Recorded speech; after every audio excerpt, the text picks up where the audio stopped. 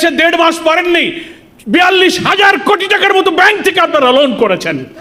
সব জায়গায় আপনারা হাত দিচ্ছেন, অমুককে সরাও, অমুককে পাল্টা, অমুককে রিজাইন করো। আপনার অবস্থা দেখে মনে হয় সেই কর্তৃত্ববাদী ফ্যাসিবাদের দিকে আপনি ধাবিত হয়েছেন। সেখান থেকে ফিরে আসুন। হাতে ভোট দেওয়ার অর্থ হলো 84টি সংস্কারের বিষয়ে, 47টি সাংবিধানিক সংস্কারের বিষয়ে আপনি হাতে ভোট দিয়েছেন, যে হাতে কোনো নোট অফ ডিসেন্ট ছিল না। আপনার আইনমন্ত্রী, আপনার চিফ হুইপ যারা কথা বলছেন, হাতে যদি ভোট দিয়ে থাকেন তার অর্থ হলো আপনি সমস্ত সংস্কারকে মেনে নিয়েছেন। তা যদি মেনে নেন তাহলে আপনি তার বিরুদ্ধে এখন কথা বলেন, ওটাকে অবৈধ বলেন, ওটা বেআইনি বলেন, তাহলে কি আপনি আপনার দেওয়া ভোটকে অস্বীকার করবেন? জাতির কাছে সত্য স্বীকার করুন।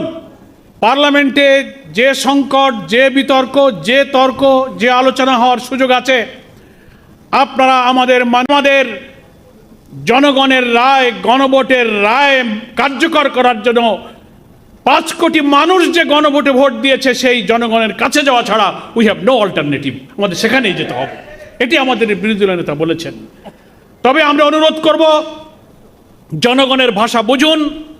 সংবিধান শুধু আপনারাই পড়েন না, আপনারাই বুঝান না, পার্লামেন্টে একেবারে বই উঁচু করে বলেন জুলাই সনদের সব অক্ষরে অক্ষরে মানব, এই বিধি, এই ধারা।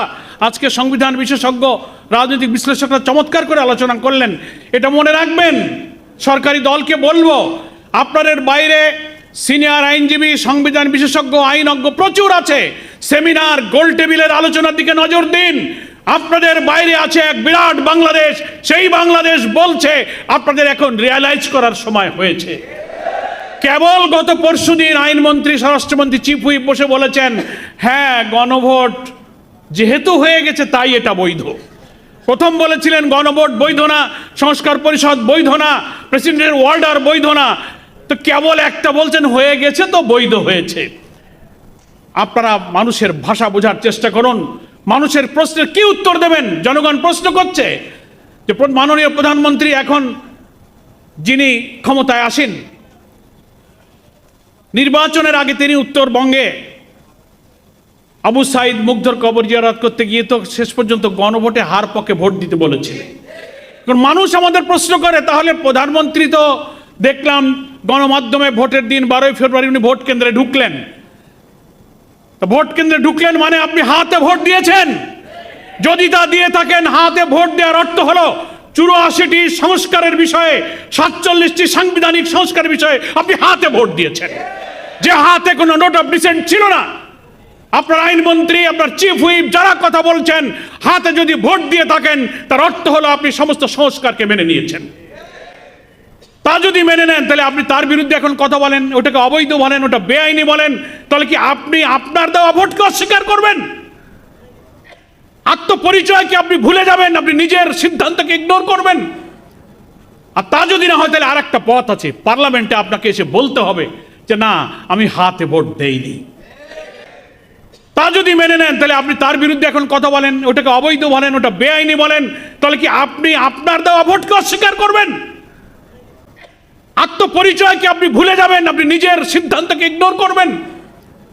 আর তা যদি না হয় তাহলে আর একটা পথ আছে, পার্লামেন্টে আপনাকে এসে বলতে হবে যে না, আমি হাতে ভোট দেইনি। জাতির কাছে সত্য স্বীকার করুন। পরিশেষে আমি বলতে চাই, যেহেতু আমাদের আসল নেতৃবৃন্দ পার্লামেন্টে যারা লড়াই করছেন, আর অনেক জাতীয় নেতৃবৃন্দ বক্তব্য রাখবেন, আমি এইটাকে বলে শেষ করতে চাই যে সামান্য জিনিস এখনো ক্ষমতার 5 বছরের অনেক দিন বাকি। শুরুতেই আপনি যে সংকট তৈরি করেছেন তা না করলে ইতিহাসের বড় শিক্ষা হলো ইতিহাস থেকে কেউ শিক্ষা নেয় না। আপনাদেরকে সেই শিক্ষা নিতে হবে। তা না হলে যারা এই কর্তৃত্ববাদী ফ্যাসিবাদী শাসনের দিকে দেশকে নিয়ে গিয়েছিল তার পরিণতি থেকে আপনাদেরকে শিক্ষা নিতে হবে। জাতির সামনে এখন জ্বালানি সংকট, এখন হামের সংকট, দ্রব্যমূল্য, রেমিটেন্স কিভাবে কমছে। ক্ষমতায় এসে 1.5 মাস পরেননি 42,000 কোটি টাকার মতো ব্যাংক থেকে আপনারা লোন করেছেন।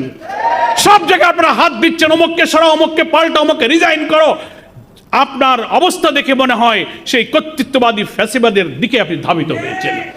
সেখান থেকে ফিরে আসুন, এই সংকটের সমাধান করুন। আজকে 11 দলীয় ঐক্যের এই জাতীয় সেমিনার আয়োজনের এটাই উদ্দেশ্য যে এই সেমিনারে যত বিদগ্ধ আলোচক যে মেসেজ দিলেন, আপনি কেবল বলেছেন হ্যাঁ গণভোট যেহেতু হয়েছে তাই বৈধ, তো তো এখন বলুন, সংস্কার পরিষদ যেহেতু প্রেসিডেন্সিয়াল অর্ডার হয়েছে, এটাও বৈধ, পরিষদের বৈঠক ডাকুন এবং জুলাই সনদকে বাস্তবায়ন করুন। সকলকে ধন্যবাদ। নির্বাচন একটা মাধ্যম, রিপ্রেজেন্টেটিভ ডেমোক্রেসি একটা মাধ্যম, সরাসরি ভোট দেওয়া এটা আরেকটা মাধ্যম। একসময় আমাদের দেশে প্রেসিডেন্সিয়াল ফরম্যাট অফ গভর্নমেন্ট ছিল, যখন সরাসরি প্রেসিডেন্টকে ভোট দেওয়া হতো। আমরা এখান থেকে চেঞ্জ করে পার্লামেন্টারি ফরম্যাটে গেলাম। পার্লামেন্টারি ফরম্যাটে আমরা রিপ্রেজেন্টেটিভ ডেমোক্রেসির পার্ট হিসেবে প্রতিনিধিদেরকে ভোট দেই, প্রতিনিধিরা পার্লামেন্টে গিয়ে আরেকজন প্রধানমন্ত্রী বানান। দুনিয়ার ইতিহাসে যে সমস্ত জায়গায় গণ অভ্যুত্থান হয়েছে কিংবা বিপ্লব হয়েছে, ওই সমস্ত জায়গায় পরবর্তীতে আমূল পরিবর্তনের সূচনা হয়েছে। রিসেন্টলি যে সমস্ত জায়গায় জনগণ তার মত প্রকাশ করেছেন, সিস্টেমের বাইরে গিয়ে মত প্রকাশ করেছেন। ইলেকশন সিস্টেমেটিক ওয়েতে মত প্রকাশ করে, কিন্তু গণ অভ্যুত্থানে সিস্টেমের বাইরে গিয়ে মত প্রকাশ করে, বিপ্লবে সিস্টেমের বাইরে গিয়ে মত প্রকাশ করে। এগুলো মিশরে করেছেন, এগুলো ফ্রান্সে করেছেন, এগুলো আমাদের আশেপাশের দেশগুলোতেও করেছেন। শ্রীলঙ্কাতে হয়েছে, নেপালে হয়েছে, ভিন্ন কায়দায় ভিন্নভাবে মত প্রকাশ করেছে।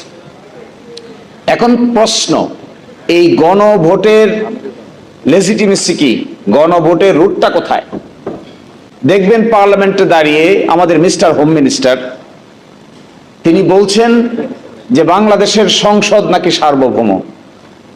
এটি একটি ভুল তথ্য। বাংলাদেশের সংসদ সার্বভৌম সংসদ নয়। একমাত্র বাংলাদেশে জনগণই সার্বভৌম ক্ষমতার মালিক। তাহলে সংসদ সার্বভৌম নয় কেন? কারণ আর্টিকেল 65-এ বলা আছে, সংবিধানের 65-এ বলা আছে পার্লামেন্ট কি করবে, কোন কাজটা করতে পারবে। বলা হচ্ছে সংবিধানের বিধানাবলী সাপেক্ষে প্রজাতন্ত্রের আইন প্রণয়ন ক্ষমতা সংসদের উপর ন্যস্ত হইবে। সংবিধানের বিধানাবলী সাপেক্ষে হতে হবে।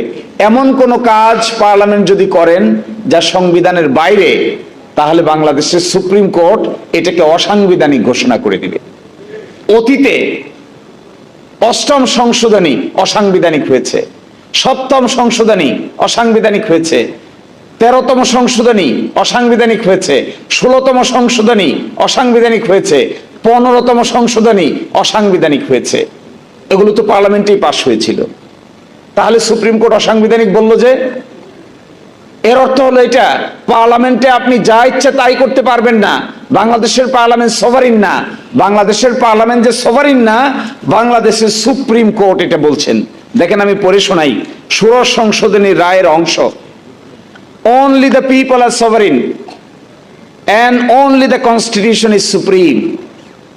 All other institutions are merely the institutions or agencies to fulfill the greatest purposes enunciated in the constitution. Supreme court বলে দিচ্ছে শুধুমাত্র জনগণই সার্বভৌম আর সংবিধানই সুপ্রিম।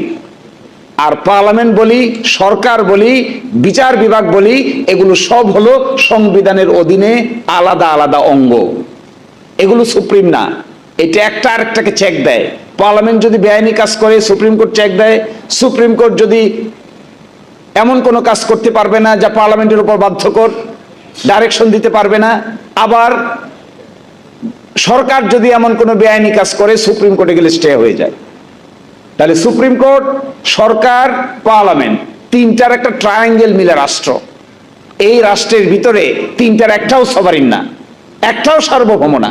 সার্বভৌম হলো এস পার আর্টিকেল 7 এবং বাংলাদেশের সংবিধানের 1 নম্বর অনুচ্ছেদ বলে শুধুমাত্র সার্বভৌম হলো জনগণ।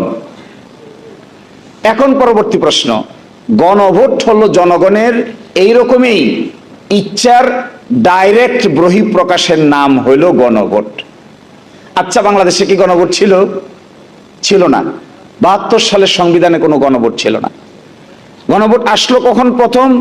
প্রথম গণভোট আনলেন second proclamation order, fifth amendment order of 1978, Bangladesh সংবিধানের প্রথম শহীদ প্রেসিডেন্ট জিয়াউর রহমান যোগ করেন, এটা 1978 সালে।